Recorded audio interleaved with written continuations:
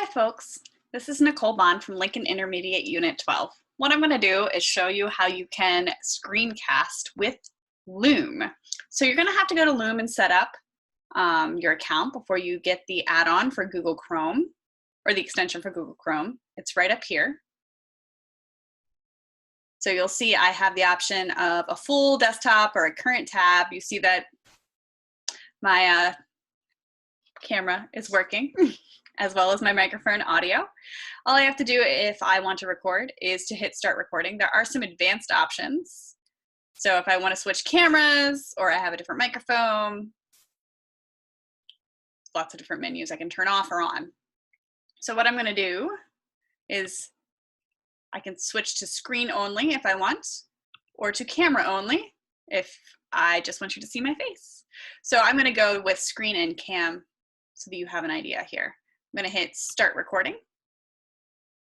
And you'll notice I have a choice of my crazy desktop over here or my second screen because I have two monitors rolling. So I'm going to hit screen 2. I can also select application window if I would like.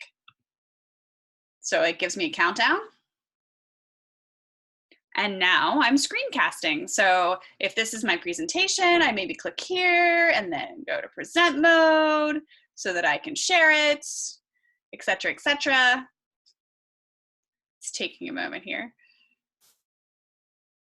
You'll notice down here that this is where I can finish my recording, this is where I can pause my recording, and this is where I can cancel my recording. There's a couple of extra dots if I want to hide my menu, but I can go through and select this. If I would like closed captioning, I can add that as well while I'm in Google. So now you're getting closed captioning while I'm screen recording, which might be helpful when I'm doing a presentation and screencasting it. So let's just pretend that I am finished here. I'm going to hit the checkbox. It's going to bring my screen back down. And it's going to take me right to Loom. And there's my video. So I have a couple of options here in my video. I can change my title. You'll notice that it seems to have read my Google account and exactly what I was presenting. I can move it to a folder.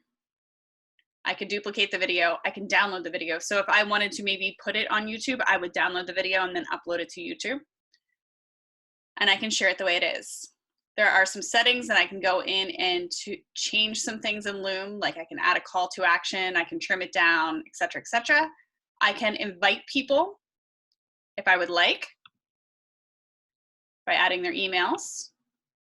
I can add a password so that only certain students can access this if I would like. Or I can just copy the link and put it right into Google Classroom or into Schoology or in an email if that's how I would like to share it with my students. You'll notice that I have a couple of different speeds it can be set at for students and others to view as well.